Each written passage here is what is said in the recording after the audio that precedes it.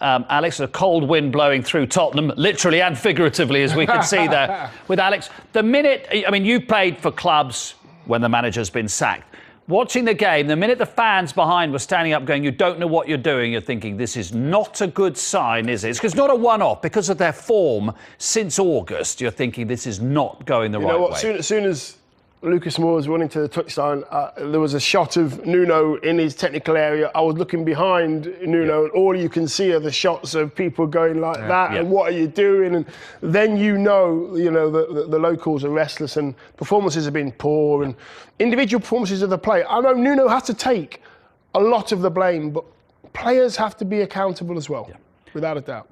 I mean, Alex said it there, no shot on goal in over 2 hours, 3 of the last 4 halves. Yeah. So the weekend and the second half against West Ham. No shot on goal. No, and there's always a number that puts a manager's job at risk, and there's always a performance, and there's always one that tips it over the edge. And when you see fans venting inside the stadium, and they're singing, you don't know what you're doing, you're getting sacked in the morning, etc., etc. Daniel Levy is a businessman. He's, oversaw a brand new Tottenham Hotspur Stadium that he wants full every single week for different events, and he's watching the last 20 minutes of that game of all the Tottenham fans just emptying the stadium. That's when you know something's going to happen. Yeah. Because when they appointed him, and let's be blunt, he was about 7th choice. Yeah. I mean, he really genuinely was. Antonio Conte, first choice, who may well be now. Then you had Brendan Rodgers, the Ajax manager, wasn't it? You had Gattuso, Fonseca, absolutely. Yeah. So when he was appointed, Daniel Levy said, we want somebody, and we're confident we've got somebody who's going to play in the Tottenham way, the attacking Tottenham way, which was not the way he played at Wolves, was it? Well, forget that. Paratici's a sporting director who likes defensive football. That's what Paratici likes. That's what he's built his model on. So the fit going for Nuno, I could understand, because Nuno is quite a defensive manager. But the fit going into Tottenham is not the right fit. It's like when Mourinho went there. Yeah. You knew it was going to end in tears because the styles just don't match up. And I think where Nuno takes a lot of the blame for that Man United performance was when the team sheets came in and you see Man United line up with 3 at the back and 2 wing-backs. The most important people for Tottenham, when they're playing a 4 at the back, is their 2 full-backs. And how he come up with Ben Davies over Reguilon at left-back, I'll never know. And he didn't make the change. Because Reguilon, his strength is getting on the ball. That's the outlet. Let's fast forward a few days and, what Man United do against Man City, and you give Cancelo and Kyle Walker that time on the ball if they play the same system. But it was the performance, it's the lack of goals. Your star men are not performing. Harry Kane is way off the Harry Kane that we've seen over the years. The worry now is where do they go? Because Antonio Conte got interviewed in the summer, and apparently he's looked at what Tottenham need, and he needs windows to get players out. Most of those players, I would say, are not good enough, and I'll stand by that. So a lot of those players were the same players that played under Poch, same players that played under Mourinho, and now Nuno. It can't be all the manager's fault. The group of players have got to look in the mirror and think this is down on us. They've got to take responsibility for sure. But if Antonio Conte is the man that comes in, he's going to want a lot of money, isn't he? Not so much money, but he's going to say to Daniel Levy, I want 7 players. And Daniel Levy will say, you've got 2. Yeah, well, no, 7 players is a lot of money. Antonio Conte will say, I want 7. And he'll say, you've got 2. And Antonio Conte will go, goodbye. Big changes, if he goes in. Absolutely huge change. I've said it before, I'll say it again. Clubs that have been successful in the Premier League, they have a manager that takes charge of the whole football club. Wenger and Sir Alex and Mourinho. Klopp's done it at Liverpool. Liverpool were in the same boat ages ago. They take charge of the football club, and they are allowed to do so. That's never going to happen at Spurs. I think Conte going in would be a brilliant fit for the playing side of the game, to get the players to realise, if you don't run about and work hard, you're not playing for me.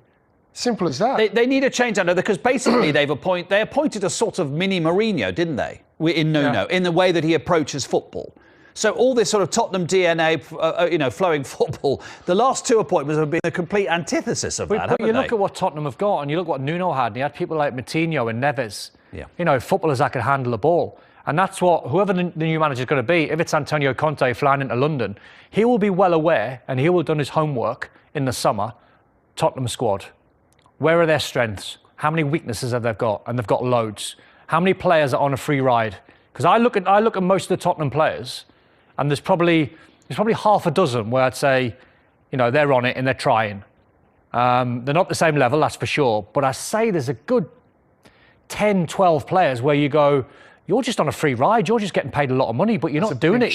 There's a lot of players. I go back, Dion, and I've said it week after week after week. When Jose Mourinho called Dele Alli in and said, "You are the worst trainer at this football club," that would destroy me as a professional. It would, yeah. It would absolutely destroy me, and it would destroy me all afternoon until that night when I went to bed and I'd put my alarm clock on. I'd be the first one in training the next day. I'd be the last one to leave. Dele Alli is not the issue, not the biggest issue for the next manager. It's clearly Harry Kane. The next manager has got that enormous elephant in the room to deal with. Yeah, what does he do? I've spoke about Harry Kane so many times, and I've said he is the perfect specimen when it comes to being a centre forward, 6'4", great shape, works really hard. I haven't seen that Harry Kane for a long time. He's dropping deep, he's not scoring goals. To me, he looks unfit.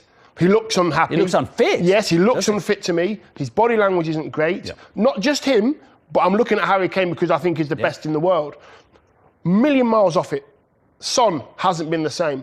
The whole of that Spurs side don't have a leader. See, I would disagree with you. Look at those stats for Harry Kane. I would disagree with you, Mark, on Harry Kane and Son, because those are the two players you get back.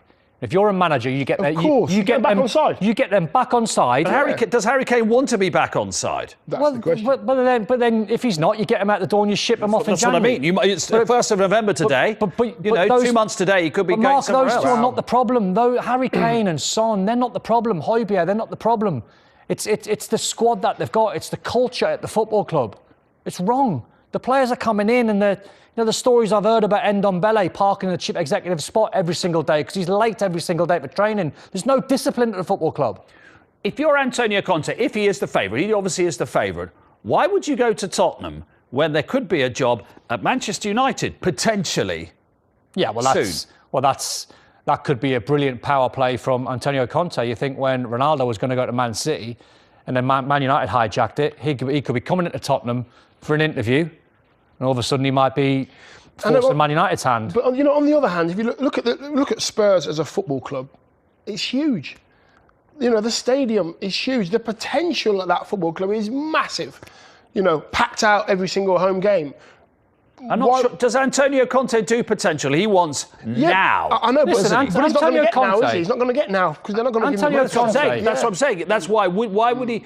Would the argument be if you're Conte's advisors, you're not going to get now with Tottenham. You might get it in 3 years' time. But he's all about the now. He knows there's a Manchester derby playing this weekend, Antonio Conte. And he knows in 6 days' time... You're so devious. No, I'm not. Dion, it's what they're thinking. Why seriously, on a serious note, when you look at Spurs' squad, why seriously, apart from a wage packet, when Antonio Conte doesn't need a wage packet, why would he take Tottenham? That's what I'm asking. Yeah, why would he not hang on potentially for another half of the season? It's a 3 or 4 year project. Yeah. And Harry Kane will be 31, 32 by then.